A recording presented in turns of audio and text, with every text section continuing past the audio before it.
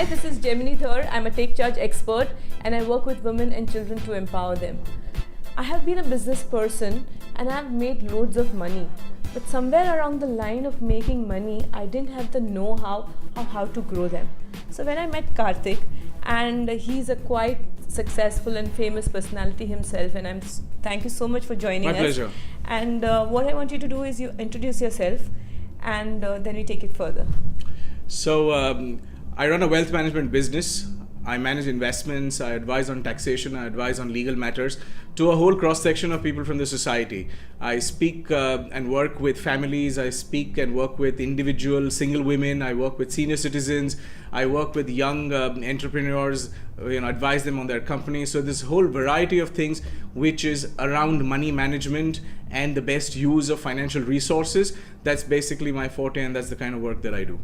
And why I'm talking to you, Kartik, among the loads and loads of people I know is, I know you have an expertise in being very authentic, and the kind of advices that you have given me, if I would have had them a couple of years back, probably I would have some billions in my account. Thank you so much. So thanks for the compliment. That is something amazing. And looking at the fact that you have done so many shows and interviews and stuff like that, what I wanted to come across is, normally I take a program called Take Charge 5X Formula, where I speak to women about financial freedom and how a 3-step formula to make money. It has nothing to do with wealth management, but it has an overview to understand and see ki what are the possibilities you can make more money, put in less efforts, not in the sense of being lazy, but smart investments, So I wanted women to understand that, what is that little things they should do. We'll come to that at the end of the talk. But what I want now to know is, there is a belief system you have about finance and money.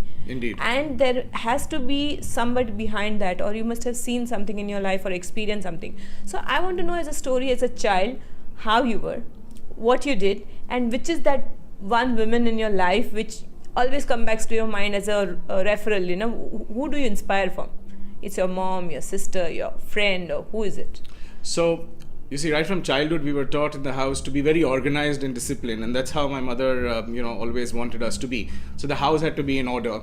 Things had to be in the place that they were supposed to be at. Right. You couldn't leave things here and there. So a lot of organizational management, a lot of discipline, and a lot of mannerism of how you should take care of your matters, your affairs, your clothes, your books, everything, your homework. So I think to a very large extent, we were not only trained and educated, but also empowered to be responsible, and we were given to understand the merit of having things all in order, so that you could have a great lesson in life, that if you start right from home, like they say, charity begins at home, right? So you start with little things, and it's unimaginable how little things that we learned at home can make such a huge business difference. So that the way you're managing your business process, the way you're managing your advisory process, the way you're managing money for people, it's all so straitjacketed, so formulated in such a beautiful manner, and it's all following a process, and everything is neat and clean. So that neat and clean culture that we learned long ago, the discipline culture that we learned long ago,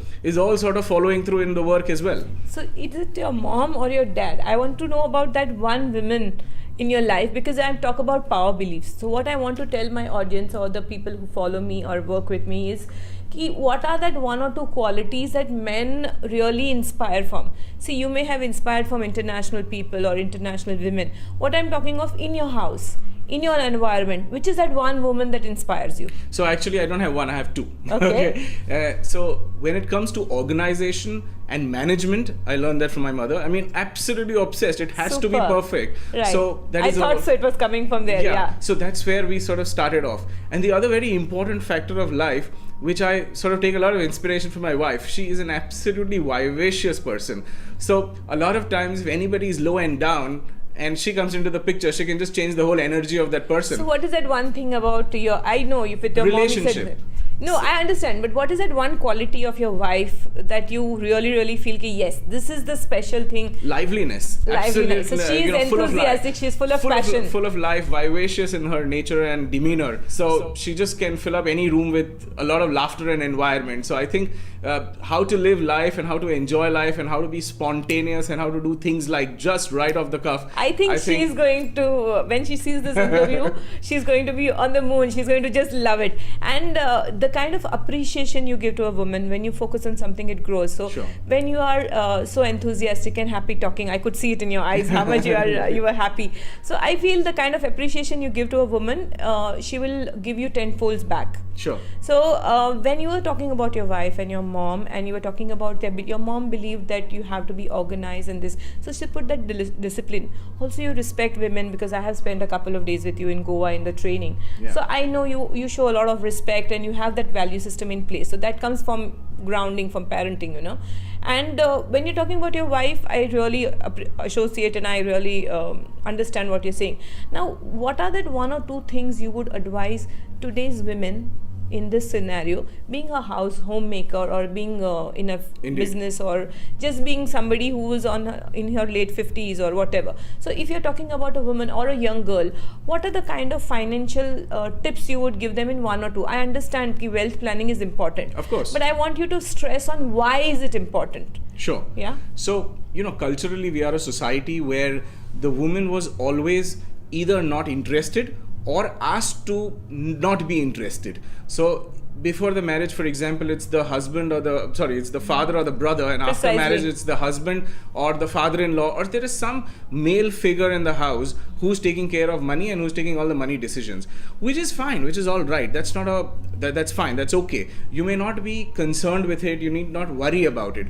However, one of the few things I tell a lot of women is, life is uncertain, so you don't know what is going to happen where. True. It's very important for you to be empowered, to know what's happening. So I always tell even my client families, saying, bring your wife along, or bring your mother along, bring yourself, whatever is the case. What we want is, we want you to know what we are doing. That's all. That's important. You don't have to know the nitty-gritties of all the financial decisions that we're taking, but you need to know what you have.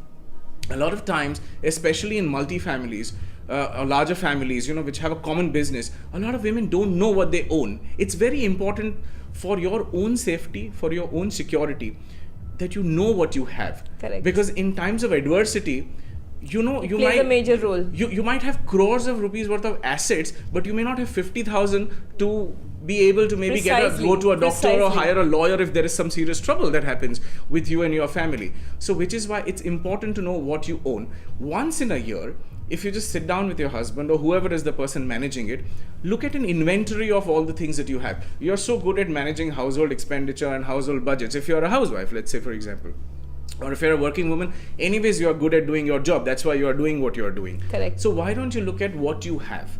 The other very important aspect is, and this is specifically for married women, when they get married, you need to understand the importance of Stridhan.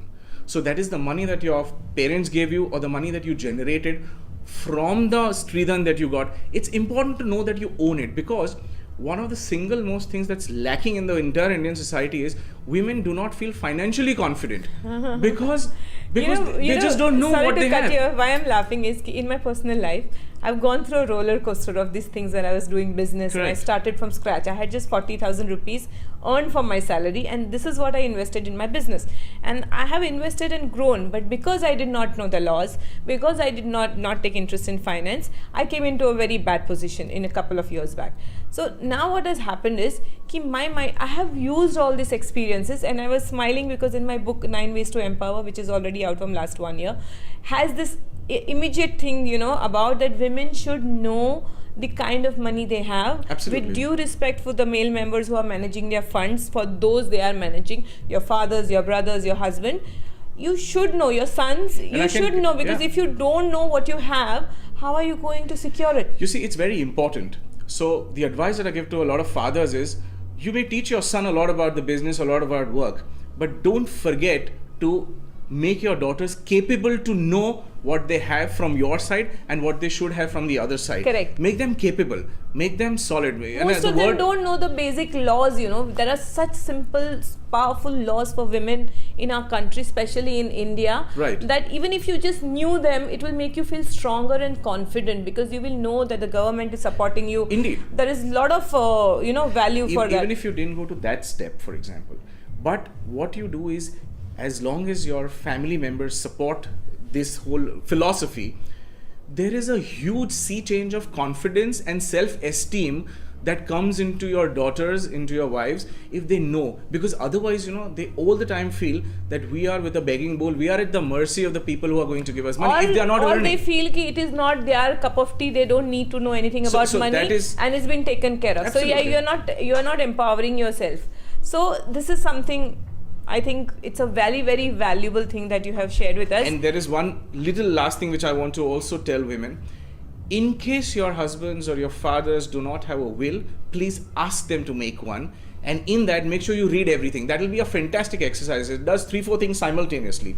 One, because you have an asset, standard rule is you must have a will. Second, when you start making the will, you put all the things together. Third, it's extremely easy. Take a pen and paper, start writing it down. In the next 15 minutes, you'll have one. Wow. Even that is good enough. So that is something, if you have not done it, if your husband has not done it, if your father has not done it, get them to do it now. Whatever be their age, very valuable advice. Absolutely. I agree to it totally, because I don't have one and I'm going to get one now soon. Please do. And I think that's going to secure a lot of things, because just having a will in place also has your clarity as to what will happen to you in adversity. Absolutely. And thank you so much. I can talk to you for hours, because we have loads of ideas in common. And I'm so glad that when I wrote this chapter in my book about financial freedom, I've covered most of what you said, not to the angle of what you said, Sure. but yes, it's of great value. Thank you so much. My pleasure. Thank you.